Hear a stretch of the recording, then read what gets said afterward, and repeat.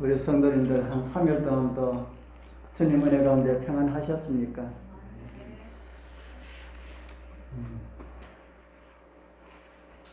이제 정말 코로나는 정말 잠잠해지려나 하는 그런 생각이 듭니다. 외국에서 유입된 환자가 아니면은 이제 10명 아래로 계속해서 그렇게 나오니까 그래도 우리가 조심해야 할 것은 우리가 조심하면서 그렇게 삽시다. 우리 하나님 말씀 요한계시록 12장에 있는 말씀을 같이 보겠습니다. 요한계시록 12장 7절, 우리가 많이 찾았던 말씀이죠. 요한계시록 12장 7절에서 9절에 있는 말씀, 우리 같이 읽어보겠습니다. 요한계시록 12장 7절, 8절, 9절. 하늘에 시작. 하늘에 전쟁이 있으니 미가엘과 그의 사자들이 용으로 더불어 싸울세. 용과 그의 사자들도 싸우나 이기지 못하여 다시 하늘에서 저희의 있을 곳을 얻지 못한지라. 큰 용이 되어 쫓기니 열된 곧 마귀라고도 하고 사단이라고도 하는 온 천하를 꿰는 자라. 땅으로 내어 쫓기니 그의 사자들도 저와 함께 내어 쫓기리라.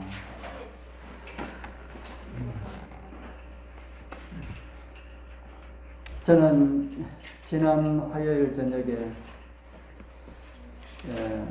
이 세상에 있는 종교에 두드러지게 나타난 두 인물에 대해서 살펴보았습니다.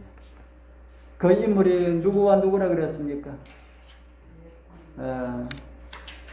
기독교에는 예수고 기독교 외에 대부분의 다신교에서는 다 용으로 등장하고 있다. 제가 올려드리지는 않았지만은 우리 성경 유다서 1장 6절에 보면은 자기 지위를 지키지 아니하고 자기 처소를 떠난 천사들을, 이런 말씀이 있습니다. 자기 지위를 지키지 아니하고 자기 처소를 떠난, 처소가 뭡니까?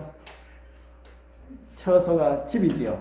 자기 집을 떠난 천사들을, 제가 지난번에 용용자와 은총총자에 대해서 말씀을 드리면서 은총 받은 자가 집을 떠났을 때에 사단이 되었다, 용이 되었다라고 말씀을 드렸지요.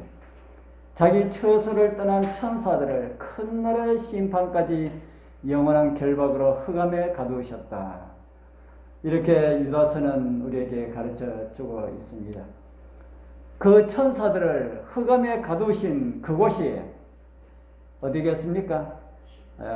그곳이 바로 이 지구성입니다. 사단은 이 지구성에서 결코 이룰 수가 없는 자신의 꿈을 이루려고 하는 듯이 사람들을 미혹하고 있습니다. 오늘 우리가 읽은 요한계시록 12장 7절에서 9절까지 읽어보면은 사단은 온 천하를 꿰고 있다, 이렇게 말을 하고 있지요. 온 천하를 꿰는 자라. 무엇을 가지고 깰까? 사단이 무엇을 가지고 온 세상을 미혹할까? 오늘 제가 그 사단의 무기를 성경을 통해서 공개해 드리고자 합니다. 제가 전령 무기라고 했는데 전령 무기가 무엇인지 아시죠? 나라를 방어하기 위하여서 또 적을 공격하기 위하여서 가장 유효하게 사용할 수 있는 그런 무기를 전령 무기라고 하지요. 사단이 준비한 전령 무기, 어떤 것임을 우리가 알 수가 있다면은 미혹을 당하는 일에 좀 더 조심할 수가 있겠습니까? 좀 더 조심할 수가 있겠지요. 또 그런 곳을 가지 않고 그런 것을 따르지 않는다면은 우리는 상당히 사단의 미혹에 우리가 많이 넘어가지 않는 그 일에 유익함을 얻을 것이다 하는 그런 생각을 합니다. 기독교를 제외한 대부분 교회 안에 있는 기초적인 교리들이 그런 것으로 되어 있다. 그런 것을 오늘 우리가 성경을 통해서 보게 될 것입니다. 그런 것을 가지고 사단이 어떻게 사람들을 미혹하는가? 어떻게 사단이 그런 것을 가지고 미혹하는데 그 기본적인 그 사단이 사용하는 그 교리가 무엇일까? 사단이 에덴 동산에서 하와를 미혹한 게 무엇으로 미혹했습니까? 사단이 에덴 동산에서 하와를 미혹한 것 무엇으로 미혹했습니까? 두 가지 거짓말을 했지요. 선악을 알게 하는 나무의 실과를 먹으면 내가 누구처럼 되고요? 하나님처럼 되고, 내가 어떻게 되고요? 결코 죽지 않는다. 그 두 가지로 했습니다. 그런데 사단은 오늘날 이 두 가지를 가지고 포장을 해가지고 아주 멋지게 포장을 해가지고 우리 앞에 드러내놓고 있습니다. 그것이 무엇인가 하면은 그것이 음양오행입니다. 우리 여러분들 음양오행에 대해서 좀 들어보셨습니까? 음양오행. 우리 아이들은 음양오행에 대해서 처음이지요. 기웅이 음양오행에 대해서 들어봤어요? 아이들은 생처음일 겁니다. 아마 어른들도 음양오행에 대해 가지고 처음 접하는 분들도 없지 않아 있을 것이라는 생각이 듭니다. 여기 제가 그림을 3개 올려놨는데 이 그림들 좀 보셨습니까? 좀 본 일이 있습니까? 이 표가 음양오행을 가리키는 그런 표들입니다. 그럼 음양오행은 무엇일까? 음양오행은 무엇일까? 이 음양오행을 하려고 그러면 성경을 뒤지지 않아도 세상에서 말하는 음양오행에 대해서 조금 말씀을 드리고 성경을 좀 보도록 하겠습니다. 음양오행은 이런 것이라 합니다. 다시 말해서 음과 양, 이원론입니다. 이원론의 기초가 이 음양오행으로 포장을 해놨습니다. 그리고 음과 양과 이 5개의 별을 함께 묶어가지고 어떤 기본적인 어떤 교리와 같은 이런 것을 만드는 것을 가지고 음양오행이다. 그렇게 말을 하고 있습니다.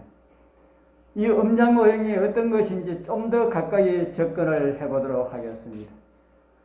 음양오행은 주역과 관계가 있다.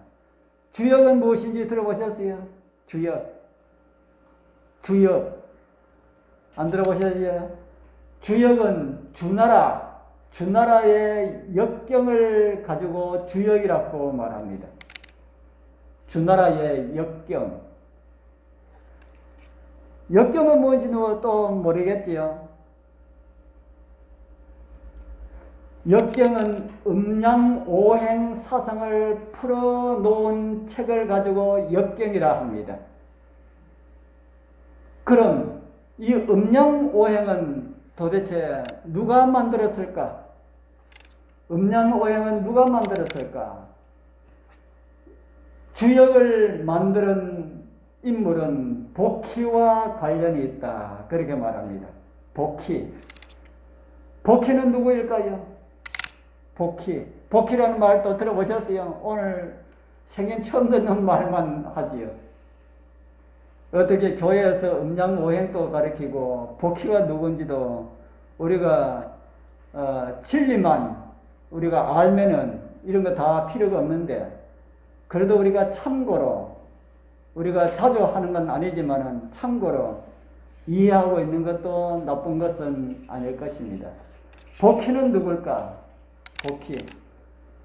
복희 전설에 의하면은 이런 인물이라고 합니다. 이런 인물. 복희와 여아라고 하는 이 두 남매가 있는데, 허리 울로는 사람이고 허리 밑으로는 뭐 같습니까?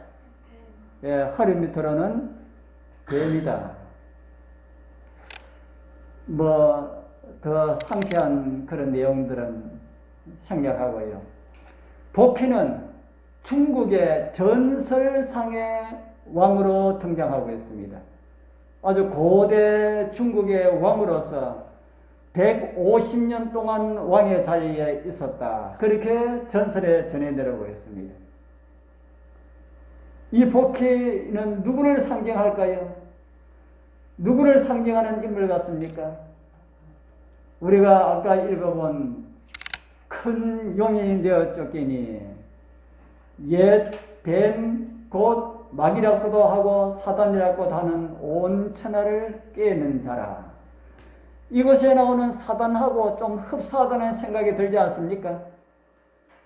뱀이면서도 사람과 같은 존재, 옛 뱀이요 마귀요 사단이라고 하는 말과 어울린다는 그 복희라고 하는 인물이, 물론은 허리 위로는 사람이고 허리 아래는 뱀인 그 모습하고 좀 비슷하다는 생각이 들지 않는지 모르겠습니다. 그 복희가 중국 최고의 고수로 알려져 있는 주역의 역경에 나오는 팔괘라고 하는 거 있습니다. 역경의 기본이 되는 팔괘를 만들었다. 그렇게 기록을 하고 있습니다.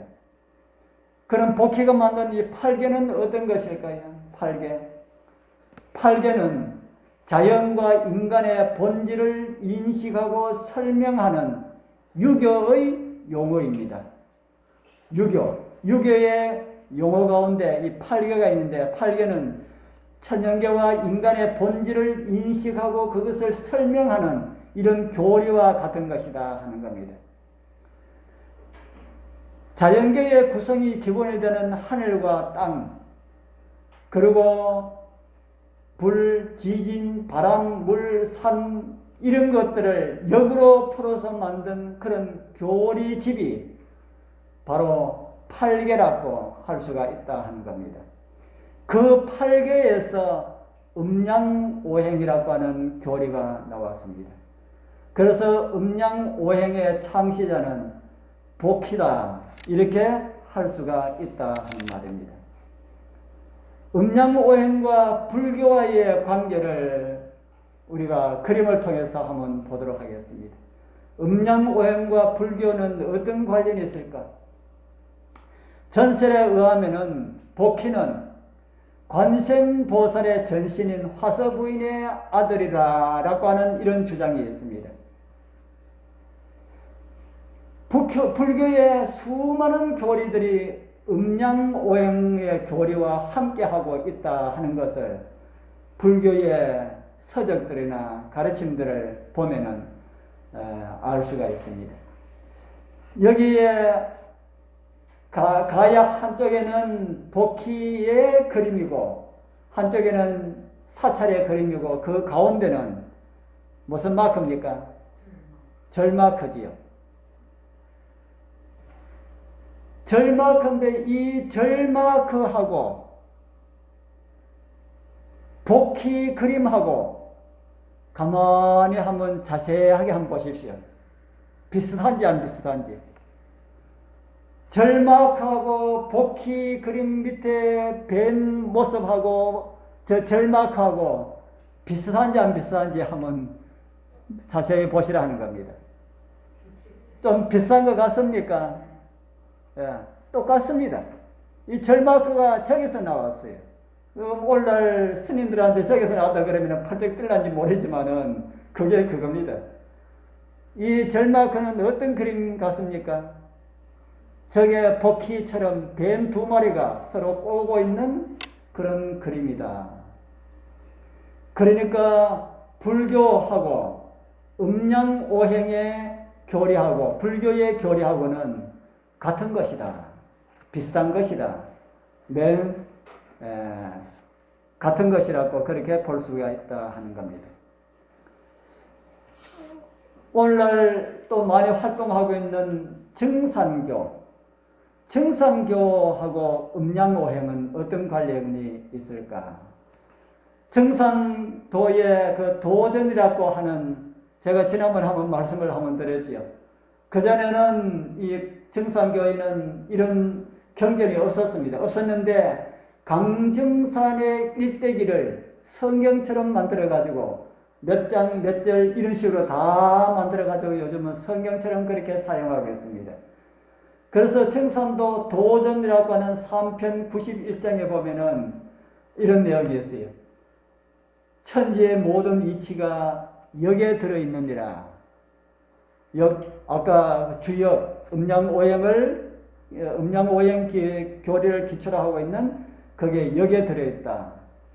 음양이 사시로 순환하는 이치를 체득하여 이렇게 해가지고 증산도의 가르침도 거의 대부분 음양오행의 교리를 기초로 하고 있다 하는 겁니다. 힌두교도 음양오행에서 기초로 하고 있습니다. 그래서 힌두교에서 발생된 요가를 하지 말라고 하는 이유가 요가에 나타난 그 모든 사상들이 다 음양오행으로 이루어져 있다 하는 겁니다. 우리 교회에서는 요가를 이렇게 많이 전문으로 하신 분이 없지만은 우리 교회 어떤 분은 요가에 아주 깊이 빠져가지고 그렇게 하고 계신 분들도 있다고 하는 이야기를 듣습니다. 요가는 우리가 요가에서 발전된 그 스트레칭만으로 하는 건 괜찮지만은 더 깊은 것을 알기 위해서 요가에 가서 요가를 배우고 이렇게 하면은 사단에게 자기 자신을 주는 것과 같은 그런 현상들을 아마 경험하게 될 것입니다. 거기에 깊은 데 들어가면은 아주 여러 가지 많은 것들이 사단에게 자신을 이렇게 주는 이런 것과 같은 그런 일들을 하게 된다 하는 겁니다. 그래서 힌두교에서도 음양오행과 같은 그런 교리를 가지고 있습니다. 우리나라 태극기는 음양오행 그대로 우리에게 보여주고 있습니다. 우리나라 태극기는 전체가 다 음양오행의 원리로 만들어졌다 하는 겁니다. 태극이라는 말 자체가 태극이라는 말 자체가 음양오행을 상징하는 그런 말이다 하는 겁니다. 우리나라뿐 아니라 동양의 대부분 나라들이 음양오행의 사상 가운데 살아가고 있다고 볼 수가 있습니다. 다신교 대부분 아닌 동양에 있는 대부분의 나라들이 다 음양오행의 그 사상 가운데 자신도 모르게 그렇게 살아가고 있다. 그러니까 이 사단이 얼마나 많은 사람들을 알게 모르게 사로잡고 있는지 모른다 하는 겁니다. 복희가 만들었다고 하는 이 음양의 교리는 사단의 작품이라고 할 수가 있다 하는 겁니다. 그래서 이 세상의 모든 사람들이 다 음양오행의 그 원리 가운데 살아가고 있다. 제가 깊은 거는 제가 말씀을 드리지 않겠는데 음양오행의 그 원리로 만들어진 것이 우리가 이 세상에서 수많은 편리를 위해서 사용되고 있는 것들이 음양오행의 원리로 만들어졌다고 하는 것을 알면 또 깜짝 놀랍니다. 우리가 사용하는 스마트폰, 컴퓨터 이런 모든 것의 기본적인 것이 다 음양오행의 원리로 만들어졌다 하는 겁니다. 그러면 우리가 그런 것을 하지 말아야 되는가? 그것은 아니겠지요. 이미 하나님께서 가지고 계시는 것을 가지고 사단이 자기가 백성들을 미혹하기 위하여서 그것을 사용하고 있다. 이렇게 우리는 이해를 할 수가 있습니다. 그럼 성경은 음양오행을 어떻게 말할까? 제가 아까 음양오행은 음과 양과 그리고 5개의 별, 화, 수, 목, 금, 토, 성을 말하는 것이라고 말씀을 드렸지요. 그것의 운행과 변화 등을 연구로 이루어진 것이 음양오행설이고 그 연구의 시초는 1월 성신의 숭배와 숭배에 기초되어 있다. 그렇게 이해를 할 수가 있습니다. 그러면은 성경은 1월 성신에 숭배되어서 어떻게 말하고 있는지 좀 살펴보도록 하겠습니다. 음양오행의 기본이 되는 1월 성신의 하늘의 해와 달과 별들을 섬기는 그런 자들에 대하여서 어떻게 말을 하고 있을까? 첫 번째, 점치는 자들은 성경에 보면은 하늘의 해와 달과 별들로 점을 친다는 이런 말씀이 있습니다. 그래서 점치는 자들에 대하여는 출애굽기 22장 18절에 보면은 뭐 하지 말라 그럽니까? 살려두지 말라 그럽니다. 살려두지 말라. 그 다음 19절부터 보면은 이런 말씀이 있습니다. 짐승과 행음하는 자는 반드시 죽일지니 여호와의 다른 신에게 희생을 드리는 자는 뭐 하라 그럽니까? 멸절하라. 그렇게 말합니다.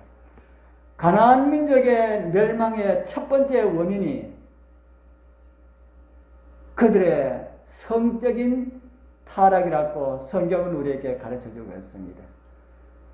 가나안 민족은 성적으로 얼마나 문란했으면은 동성애뿐 아니라 짐승과도 행함하였음을 오늘 말씀을 통하여 우리에게 이해를 시켜주겠다는 겁니다.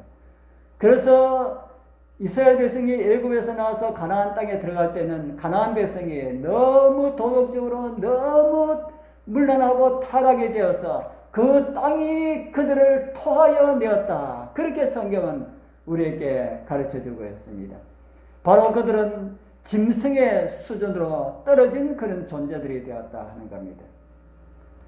사단은 사람을 어느 수준으로 떨어뜨리라 하고 있습니까? 사단은 사람을 짐승의 수준으로 떨어뜨리라 하고 있습니다. 하나님께서는 사람을 어느 수준으로 끌어올리라 합니까? 하나님께서는 사람을 하나님 수준으로 끌어올리라 그러는데 사단은 사람을 짐승의 수준으로 끌어내리려 하고 있다. 그래서 우리 성도님들 그 중간은 없습니다. 우리가 하나님께 속하여서 하나님을 닮은 존재가 되든지 하나님을 버리고 짐승과 같은 그런 사람이 되든지 둘 중에 하나가 된다 하는 것을 성경은 우리에게 가르쳐 주겠다 하는 겁니다. 사단이 원하는 것은 하나님의 형상으로 지음받은 사람의 모습에서 누구의 모습이 나타나는 건요? 짐승의 모습이 나타나는 것을 사단은 원하고 있다. 그래서 사단을 추종하는 세력을 다 죽이라, 멸하라. 그렇게 성경은 우리에게 가르쳐주고 있습니다. 신접한 자들에 대한 말씀이 좀 더 있습니다. 레위기 20장 27절에 보면은 남자나 여자나 신접하거나 박수가 되거든 반드시 죽이라. 신접하가 한 자가 있으면 반드시 죽이라. 그 돌로 그를 치라. 그 피가 자기에게 돌아가리라. 점을 치는 행위, 그것은 영적으로는 오늘날로 말하면 음양오행을 따르는 그런 행위다. 다른 말로 하면 사단을 섬기는 일이기 때문에 그들은 반드시 죽이라. 그렇게 우리에게 가르쳐 주겠습니다. 이사야 47장 12절에서 13절은 좀 깁니다. 우리 같이 한번 읽어보겠습니다. 이제 시작. 이제 너는 젊어서부터 힘쓰던 지능과 많은 사수를 가지고 서서 시험하여 보라. 혹시 유익을 얻을 수 있을런지, 혹시 원수를 이길 수 있을런지. 내가 많은 모략을 인하여 평온케 되었도다. 하늘을 살피는 자와 별을 보는 자와 월삭에 예고하는 자들로 일어나 네게 임할 그 일에서 너를 구원케 하여 보라. 이런 말씀들을 우리에게 주고 있고요. 그래서 가나안 본토가 멸망당한 그 이유가 아까 말씀을 드렸죠. 그들이 짐승의 수준으로 떨어졌기 때문에 멸망당하였다. 그러면은 이스라엘이 멸망당한 이유는 무엇일까요? 가나안을 이스라엘 백성이 가나안에 들어가서 가나안 백성들을 멸망시켰잖아요. 그렇게 더럽고 초하고 짐승 수준으로 떨어졌었던 그들을 멸망시킨 그 이스라엘 백성들도 멸망되었잖아요. 이스라엘 백성들이 멸망당한 이유는 무엇일까? 왜 이스라엘은 멸망되었을까? 그 이유를 성경은 이렇게 말을 하고 있습니다. 열왕기하 17장 16절 18절에 보면은 제가 거기에 붉은 글씨만 한번 보겠습니다. 하늘에 이를 성신을 숭배하고 여호와께서 이스라엘 시민이 놓아서 그 앞에서 제하였다. 멸망당한 이유가 무엇이라 합니까? 뭐 여러 가지 이유가 있지만 그 가운데 가장 큰 이유가 하늘에 이를 성신을 숭배하였다. 그렇게 기록을 하고 있습니다. 이스라엘 백성들이 또 무슨 사상에 빠져 있었다 하는 겁니까? 오늘날로 말하면 그 당시에는 뭐 음양오해라는 것이 이런 말이 없었지요. 오늘날로 말하면은 음양오행 사상 가운데 살았다.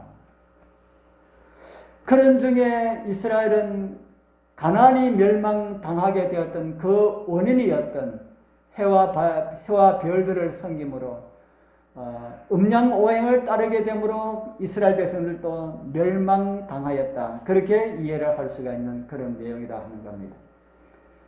이런 내용들이 성경에 참 많이 나옵니다.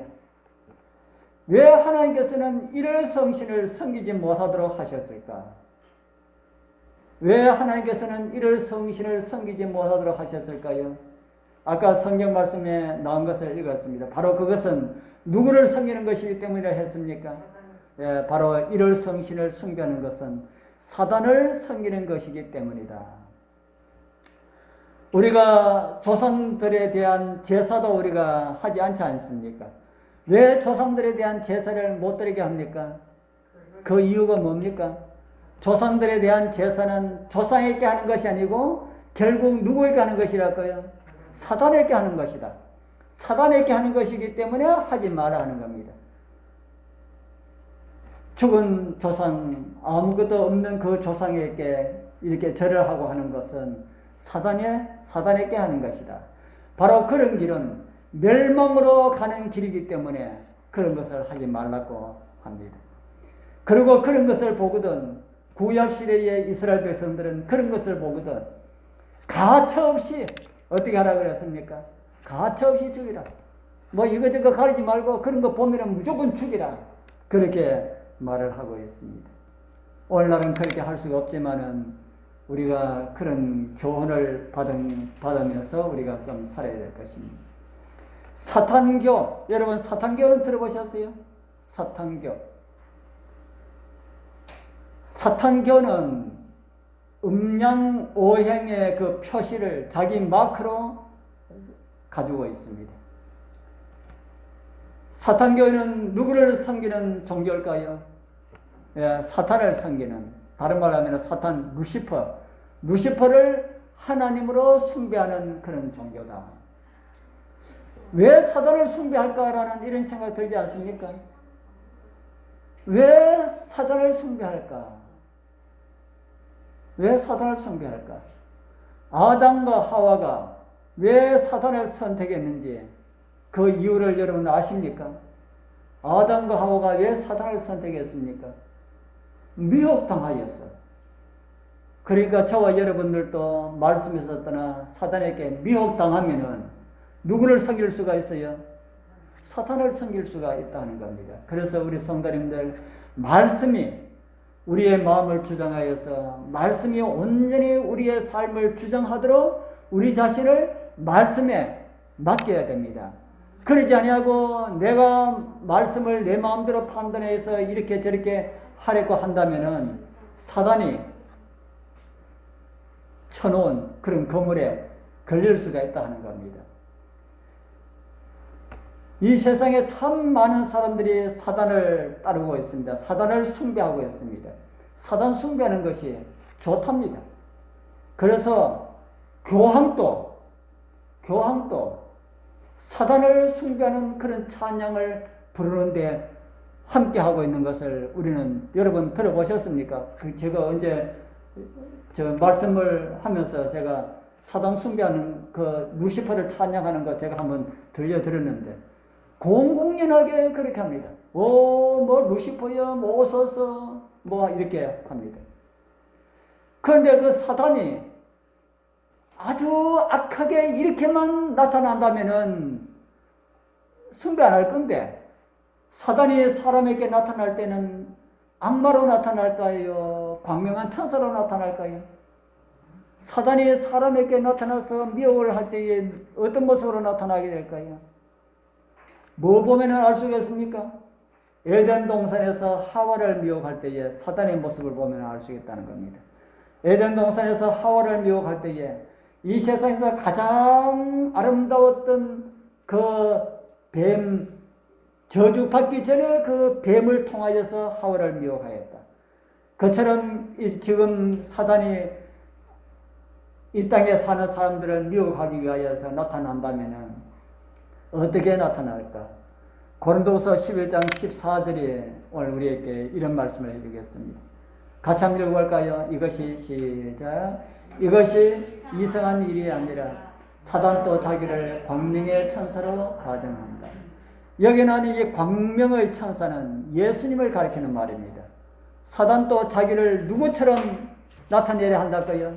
예수님처럼 사랑과 자비가 있는 것처럼 누구보다 나은 존재로 보이려 할까요? 사단이 누구보다 나은 존재로 보이려 할까요? 하나님보다 나은 존재로 보이려 하고 있다 하는 겁니다.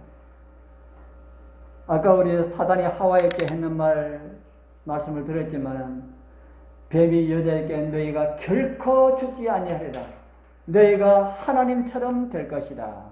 이렇게 미혹을 했지요. 사단은 하와에게 누구처럼 되는 길을 가르쳐 준다고 하고 있습니까? 하나님처럼 되는 방법을 가르쳐 주고 있다. 오늘 또 사단은 이런 것을 앞세워서 사람들을 미혹하고 있습니다.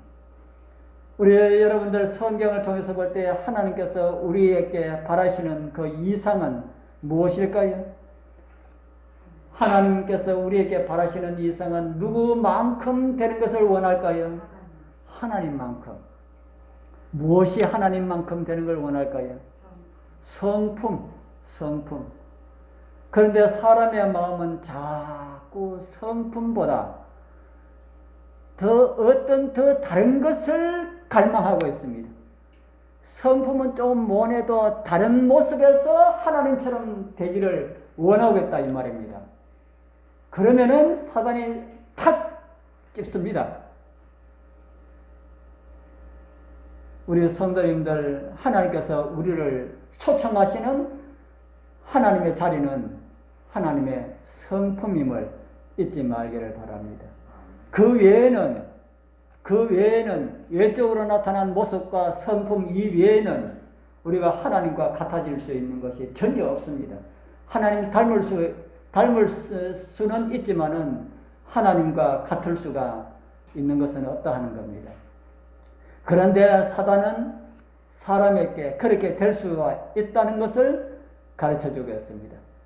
그러면서 사람으로 하여금 아주 이렇게 낮은 짐승의 수준으로 떨어뜨리려 하고 있는 그런 것을 사단은 사탄교라고 하는 종교를 통해 가지고 그 일을 하겠다는 겁니다. 그런데 외적으로는 사탄교가 얼마나 멋있게 그렇게 나타나는지 지금 우리나라도 사탄교가 들어와 있습니다. 우리나라도 사탄교가 들어있어서 많은 사람들이 사탄교를 굉장히 좋은 것으로 생각하고 있는 거예요. 사탄교에 깊이 들어가 보면은 사탄교는 사람을 잡아다가 산채로 사탄에게 제물로 드리고, 짐승도 잡아다가 그냥 산채로 제물로 드리고, 사람과 짐승이 관계하도록 이렇게 하는 이런 일들을 서슴없이 한다는 것이 밝혀졌습니다. 여기 나오는 이 사진은 어려서 부모에게 버림을 당하고 친할머니에게 자란 15살 먹은 아이입니다. 그런데 그 친할머니가 사단교회에 다니는 사람이었습니다. 이 할머니는 11살까지 이 아이를 잘 키웠는데 11살부터 데리고 가서 사단교회 그 교회에 데려가서 수많은 사람들과 관계를 하도록 하고 11살부터 15살까지 아이를 2번이나 낳았다. 그 미국 사람은 그 15살 먹은 애들도 아이를 놓는 모양입니다. 그렇게 한다는 거예요.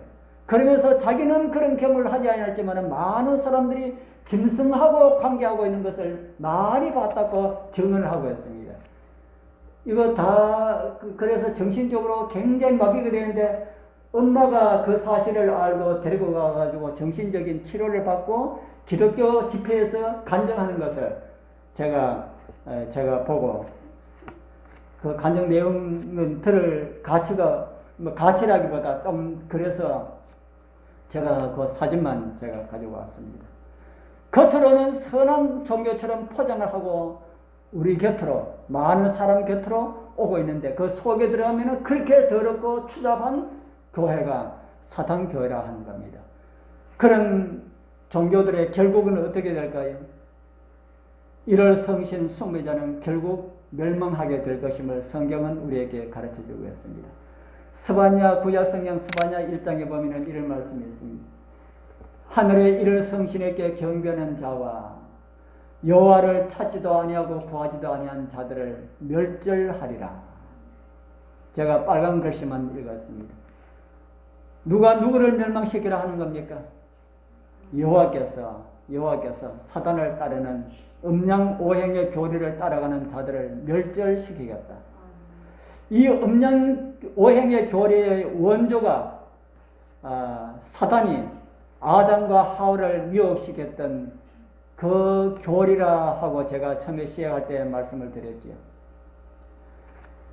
하나님처럼 되고 또 하나는 죽지 아니하고 이것을 가지고 이원론을 포장을 음양오행이라고 하는 포장을 씌워가지고 많은 사람들에게 침투하여서 지금 온 세계를 다 사로잡고 있는 그런 모습을 보여주고 있습니다. 그러면 우리는 어떻게 해야 될까요? 우리는 어떻게 해야 될까? 우리 여호수아가 백성들에게 했던 말, 하나님께서 우리에게 한 말씀이라 생각하고 우리 같이 한번 읽어보겠습니다. 만일 시작. 만일 여호와를 섬기는 것이 너희에게 좋지 않게 보이거든 너희 열조가 강 저편에서 섬기던 신이든지 혹 너희의 거하는 땅 아무리 사람의 신이든지 너희 섬길 자를 오늘 택하라. 오직 나와 내 집은 여호와를 섬기겠노라. 이런 결심이 우리 모두의 결심이 되길 바랍니다. 역대하 34장 4절에는 또 이런 말씀이 있습니다. 우리가 왕의 앞에서 바알들의 단을 회파하였으며 왕이 또 그 단 위에 높이 달린 태양상을 찍고 또 아세라 목상들과 아로색인 우상들과 구워먹는 우상들을 빻아 가루를 만들어 거기에 제사하던 자들의 무덤에 뿌리고 무엇을 찍었다고요? 태양상을 찍고 음양 오행의 최고의 신이 태양신입니다. 세상에 더러운 욕심으로 가득 차 있는 것이 있다면 바로 저와 여러분들의 마음이 아닐까 하는 생각이 듭니다. 우리 마음 가운데 있는 하나님을 가로막게 하고 있는 그런 태양성이 있다면 우리도 찍어야 하지 않을까. 세상은 정말로 치닫고 있는 그런 모습 보이지 않습니까? 들리지 않습니까? 오늘 나의 마음에 있는 모든 태양상들을 다 찍어버리게 되길 바랍니다. 그리고 나를 만드시고 나의 생명을 주관하시는 살아계신 하나님만을 섬기는 그런 은혜가 우리 모든 성도님들과 함께 하기를 축복합니다.